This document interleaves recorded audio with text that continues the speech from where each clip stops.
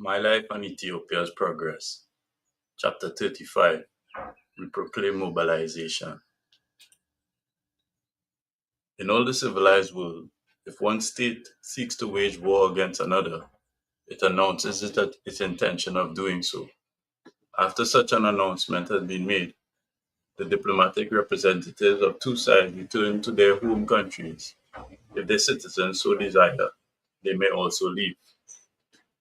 But Italy continued making announcements that she had no intention of making war, while in fact she had long meant to wage war against Ethiopia, and for the past 3 years had decided upon it and had begun preparations. However, at some time, when it occasion arises, revelations are bound to occur, and so General de Bono has now spoken of it in the book which he has published about the war. And since this has been confirmed by Monsignor Mussolini's signature, it is not possible to claim that it is a lie. When we heard of the dispatch of Italy of war materials and large numbers of soldiers to her colonies of Eritrea and Somaliland, up to the realization of the timetable she had fixed to start the war, we made inquiries through our charge d'affaires at Rome. A reply was then issued which no one can accept as true. That is, that it was as a safeguard against a surprise attack the emperor might be launching against their colonies, and that there was no other reason. Since this was allegedly the reason, we made it known by radio to Italy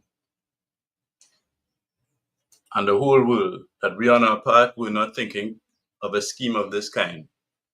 Although we made this announcement, Italy did not interrupt the dispatch of military equipment and troops.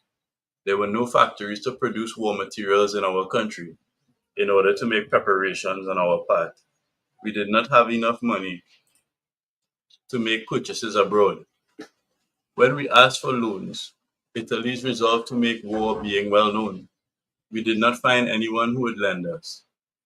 Furthermore, since Ethiopia and Italy had signed with approval what is laid down in the covenant of the League of which the nations of the world had set up at Geneva, it seemed to us that, if any kind of dispute arose between us, the matter was to be looked into by the League in accordance with the covenant with a view to being settled peacefully. Over and above this, if a dispute that arose between the two governments could not be settled by diplomatic negotiations on the basis of Article 5 and 7 of the Treaty of Friendship, which the two governments specifically concluded on the 21st of Haile 1920, which is the 28th of July 1928, then the matter was to be disposed of by arbitrators. But in any event, there was to be no war between them for at least 20 years. Italy had claimed to be one of the great civilized nations, and it, therefore, seemed to us that she would not violate the covenant of the League. Moreover, by virtue of the fact that we did not suspect that Italy would start a war without notifying her decision to engage in hostilities, as the heathen of old time used to do, we had not proclaimed mobilization from the moment of the Walwal attack on the 26th of Hidar, which is the 5th of December 1934 in the Gregorian calendar, until the 22nd of Mascarem, which is the 3rd of October 1935 in the Gregorian calendar, when she began the war with her attack on Adwa. But the Italians were well aware of the disposition of our troops in remote places and in the fringes areas of our country, as we entertained some suspicion that they might await the rainy season when no one would be able to march on the roads and then launch an attack. We directed that a certain number of our reserve troops from each unit should come to Addis Ababa. Because their homes were very far in the west and south of Ethiopia, the rainy season had started by the time they were ready for their journey. As rain and mud made things difficult for them, they began to arrive at Addis Ababa only by the middle of Meskerem, late September, although they had set out in the month of Hamle, which is July. But while the Italians were offering deceptive words to the League of Nations and pretending on one hand to seek conciliation, they dispatched on the other hand war materials and troops. After they had completed all their preparations, they crossed the border by aeroplane on the 21st of Mescarem 1928, which is the 2nd of October 1935 in the Gregorian calendar, without informing either of us or the League of Nations of their decision to begin the war. They flew to Ottawa and dropped bombs on the city, slaying old men and children, women and priests. They also set fire to the principal buildings, perhaps thinking of it as a precaution. We had given orders for the Red Cross Society to station to be set up at Ottawa, and this too they set on fire. In the civilized world of the present time, when one state intends to wage war against another, it will not do so without notification. But Italy, without regard to her honor and good name, apart from some ephemeral advantage to her, began the war without any declaration whatever. It cannot be doubted that this will bring shame to her history. Apart from this, the Italian minister at Addis Ababa, Convinci, caused us great difficulties. If it were a government like the states of the civilized world, it would have been right for Italy to instruct her minister to notify her decision to go to war, and then to recall the minister. We would then have informed all our subjects via our charge d'affaires in Italy and our consul at Asmara that they should leave Italian territory. Had Italy recalled her minister without declaring war, it would undoubtedly have been in order to stop us preparing ourselves and proclaiming mobilization. Yet we would have recognized that it was for the purpose of war. Or again, if we did not expel her minister by force and he had been involved in some major incident, it would have been Italy's intention to have us condemned in the eyes of the world, claiming that Ethiopia had acted with violence of this kind against the Italian minister. While we had begun to follow the path of international civilization, we were convinced that it would not be proper to engage in lawlessness and to retrogress like Italy. We therefore notified the minister and consuls, their agents, and all the other subjects to return to their country by the nearest possible route, when no harm of any sort would befall them. Hence it was arranged that they should leave by the route nearest to them, those in the east by way of Djibouti, those in the south via Mogadishu and Kenya, those in the west through the Sudan, those in the north by way of Asmara. Even if we had detained as prisoners to the end of the war the subjects of a state which had unleashed the violence of war without the declaration, and infringed the covenant of the League of Nations, we would not have been reckoned wrongdoers. But as we intended to seek peace, we were unwilling to do this. However, although we pursued the path of peace, the Italian minister, without taking this into account at all, refused to depart until the consuls, agents, and Italian citizens who were resident in the various provinces had all left. Thus, to make things really difficult, he summoned the Magalo agents to Addis Ababa instead of going by way of Mogadishu, which was not far from him. Worse than all this, the Italian minister abandoned his erstwhile habit of going about Addis Ababa by car and now went on horseback instead, having a servant also on horseback follow him holding the Italian flag and carrying a revolver in his belt. He even started to go on ordinary roads on which no minister of foreign countries, nor even the important people of our own, would venture. The soldiers who had been ordered to come before protected duties had just begun to arrive at Addis Ababa, and when they saw this minister of an enemy power going about the capital in such a procession, we heard that their blood was boiling, and they began to look upon this with hostile eyes. We were concerned, therefore, that if by any chance he got involved in an incident, everything we had hitherto patiently endured for the sake of peace would be in vain. We informed him, through an intermediary, that he was to stay quietly in one predetermined place until the agents who had been summoned to arrive, and accordingly it was arranged that he should remain at a certain place. But what we had done for the sake of peace and security, they interpreted in an unfavorable sense and spread the rumor that we had detained the minister in prison. Later on, we received reliable information that the Italians had crossed the frontiers in the north and in the south and had dropped bombs on several of our cities, killing people and burning houses.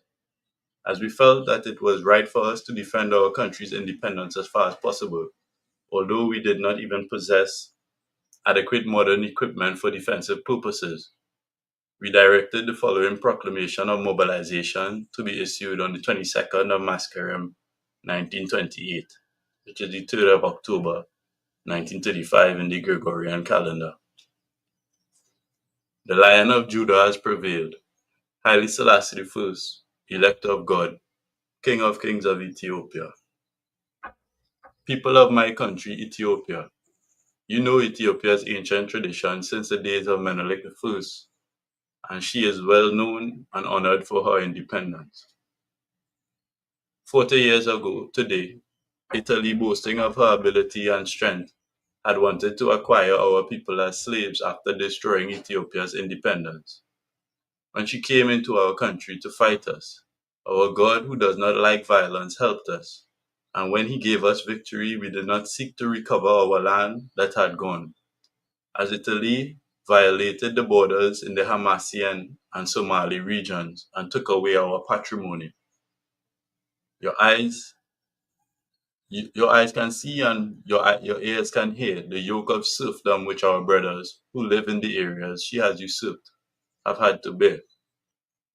While we are sad at the violence wrought against them, and while we do not seek to recover our lost lands, Italy is now thinking of imposing the yoke of bondage upon the people who live in the whole of our country. Having brought war surreptitiously to the Ogaden region, she is killing our people who do not seek conflict, and she is violating the treaty which she had concluded.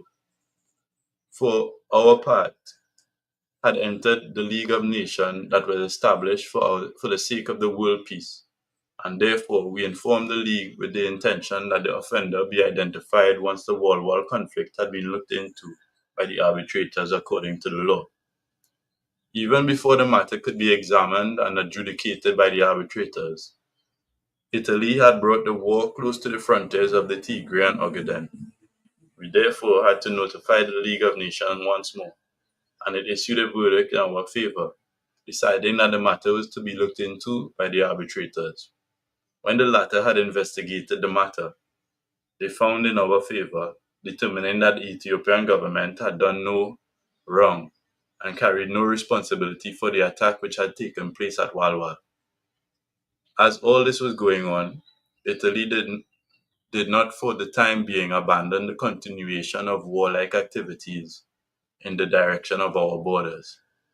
While Italy was reckoning to corrupt with blandishments every intention of ours to have the matter peacefully settled by arbitral verdict, she coveted our venerable country, meaning to deprive her of her liberty and to destroy it, which was well known for her antiquity and which has lived in freedom for more than 3,000 years. I would be very distressed if we were to be thought of as being defeated. Therefore, people of my country, Ethiopia, help me, you who have strength with your strength, you who lack strength with your sympathy. The reason for which you are to help with strength and with sympathy is that you know it to be for the sake of your religion and your freedom, for your emperor who, in mutual thought and assistance, is like a father and like a son, and for the sake of your flag, which proudly manifests independence. A nation without freedom is tantamount to a people driven from its land being pushed like cattle by the hand of the enemy, one that lives in the bitter affliction and in the humiliation as a tenant watching its inheritance in its own country in the hands of other men, which has no control over its possessions and its livelihood, not even over the soil of its grave, and which exists by inheriting serfdom that passes on to the next generation. With other people, at least, when a king or bishop dies, being human, his descendants is substituted for him, But when a country's independence is extinguished, there is no replacement. While serfdom passes on from one generation to the next, it is an eternal prisoner living with a name that does not die. And however proud Italy may be of her equipment, she too is known to share in death. Number one, if you were told from your country, Ethiopia, the death from cough or head cold of which you would otherwise die, refusing to resist in your district, your patrimony, and in your home, our enemy who is coming from a distant country to attack us. And if you persist in not shedding your blood, you will be rebuked for it by your Creator and will be cursed by your offspring. Hence, without cooling your heart of accustomed valor, there emerges your decision to fight fiercely, mindful of your history that will last far into the future. 2. Let your levy of troops, without men being separated from their leader and servants from their master, be mobilized on the 12th of Tekemp, which is the 23rd of October in the Gregorian calendar, at Mikael near Desi. If on your march you touch any property inside houses or cattle and crops outside, not even grass, straw, and dung excluded, it is like killing your brother who is dying with you. You will then be punished by paying twice over for his property. 3. You, countryman, living at the various access routes, set up a market for the army at the places where it is camping, and on the day your district governor will indicate to you, lest the soldiers campaigning for Ethiopia's liberty should experience difficulty. You will not be charged excise duty until the end of the campaign for anything you are marketing at the military camps. I have granted you remission. 3. You, country squire, take your sons who have reached military age and set out with your district governor, while the deputy district governor gives you a stand-in who will be responsible for the protection of your land. But you who are unable to go on a military expedition owing to old age, guard your district, lest your son set out with the district governor. 5. Sons of chiefs and soldiers, if you have reached military age and have not hitherto joined a military unit and have not entered the service of a master and remain without taking any work in the country, yet if you possess a rifle, I will assign to you ammunition and your provisions. If you do not possess a rifle, I shall let you have a rifle, ammunition, and your provisions, and then join your district governor for the military campaign. 6. All you soldiers who have come back and stay in your respective districts, having left your army unit after enlisting in it earlier on, rejoin your officer and regiment and go on the military campaign. You servants of noblemen and of soldiers who live in the country, if you stay there because you have quarreled, make your peace and join your master in the war. But if you claim that you have been gravely wronged and therefore cannot reconcile with your master, may you then come quickly to Addis Ababa, consigning to your master, before a war ministry judge, the equipment and any property you had received in the regiment, and then get an officer and a rifle from the war ministry in order to get back to the military operations. 7. You, who are peasants and traders, are to obey the orders which the deputy in charge of the district gives you, and to assist him in any difficulties he may encounter, having enumerated before your district governor's village chief and noted down in the register any metals or rifles you possess. 8. If you are a trader, a peasant, or a priest in your own particular district, I shall pay you the cost of transportation. So bring things to me at the place of mobilization, loading up even what is usually set aside for grain tithe. 9. After you have been ordered to go to war, but are then idly missing from the campaign, and when you are seized by the local chief or by an accuser, you will have punishment inflicted upon your inherited land, your property, and your body. To the accuser I shall grant a third of your property. 10. If previously you have murdered someone and fear the avenger, or if you are a brigand and have set a house on fire, or have robbed a man of his money, and have fled now and live in the forest or in the mountain precipice, I grant you pardon. So enlist with your superior officer by the 5th attempt, which is the 16th of October. When you enlist with your officer, and as you are inscribed in the district governor's register, I shall entrust you to a mediator, Legaba, and with him or with your officer you are to go to war. But if you fail to surrender on the day fixed for you, you will be hanged in the district where you have been apprehended. You who are the family of the deceased, I shall pay you the blood money. Hence, excuse your avenger for my sake. 11.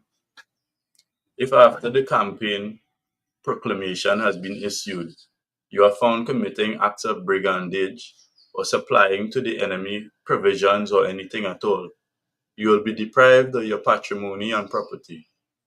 You will be punished mercilessly and have the death penalty inflicted on you.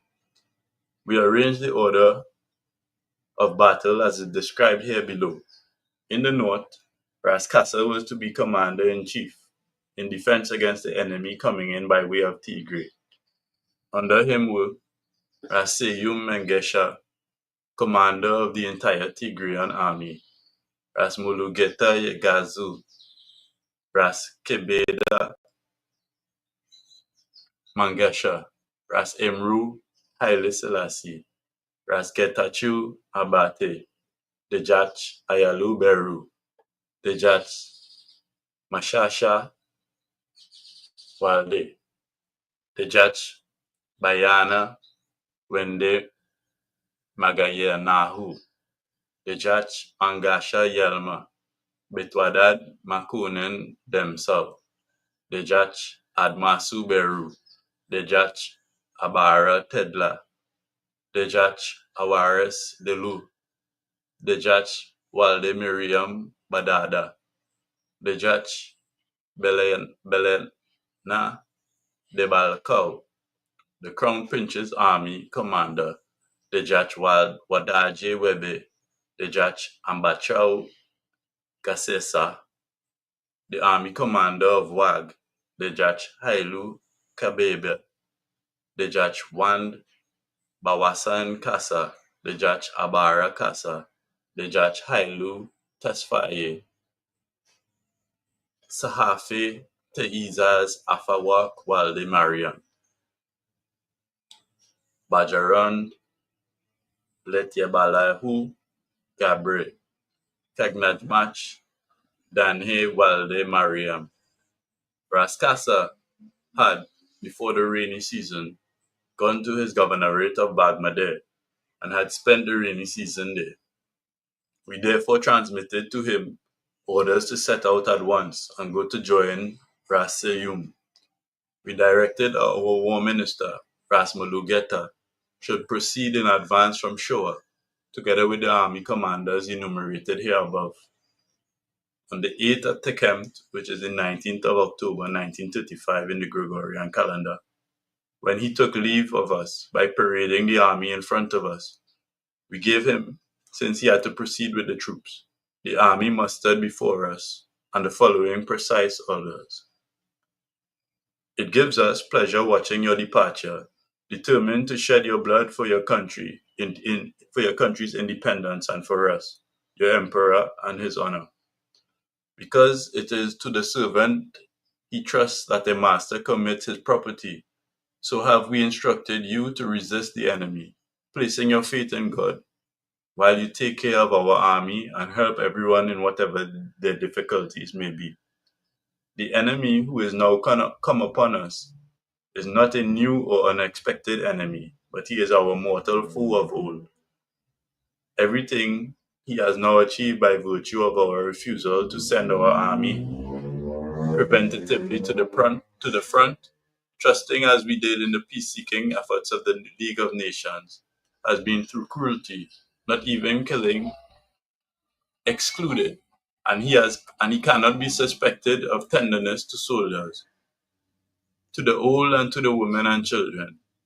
We have already heard about the early stages of his mercilessness to women and children.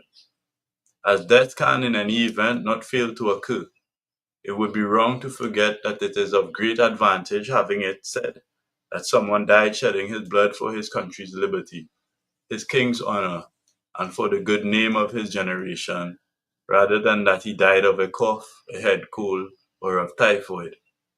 If someone dies in war, he is said to be extraordinary, but to be stunned at someone's death is to debase the dignity of valor. It cannot be doubted that to a soldier, a peasant, or a trader, his country's independence is his greatest pride. It is therefore important to convince you to the utmost extent possible that quarrels and deceitfulness amongst you should disappear, that love and unity should spread, and that a servant should acknowledge obedience to his master and a soldier to his officer. If the Italians are proud of their weapons against us, we on our part are proud that our greatest weapon against them is the help of God. Our flag, red, yellow, and green, and our seal with the legend, "The Lion has prevailed," are the symbol of our independence. Lest this symbol of our freedom should perish, it is a great honor for our good name and for our history if we die shedding our blood to the very last drop. The reason why we have told you this is that it would suit the enemy if you were to enter the war simply in order to die, without taking precautions, and like a butterfly in the flame, rather than save Ethiopia from the hand of the enemy as you are fighting a war according to contemporary fashion. What exactly you should do is set out as follows. Number one, when you set up tents, it is to be in caves and by trees and in a wood. If the place happens to be adjoining to these and separated into various platoons, tents are to be set up at a distance of 30 cubits from each other. When an aeroplane is sighted, one should leave large open roads and wide meadows and march in valleys and trenches by zigzag routes along places which have trees and woods. 3. When an aeroplane comes to drop bombs, it will not suit it to do so unless it comes down to about 100 meters. Hence, when it flies low for such action, one should fire a volley with a good and very long gun, and then quickly disperse. When 3 or 4 bullets have hit it, the aeroplane is bound to fall down. But let only those fire who have been ordered to shoot with a weapon that has been selected for such firing. For if everyone shoots who possesses a gun, there is no advantage in this except to waste bullets and to disclose the men's whereabouts. 4. Lest the aeroplane, when rising again, should detect the whereabouts of those who are dispersed, it is well to remain cautiously scattered as long as it is still fairly close. In time of war, it suits the enemy to aim his guns at adorned shields, ornaments, silver, gold cloaks, silk shirts, and all similar things.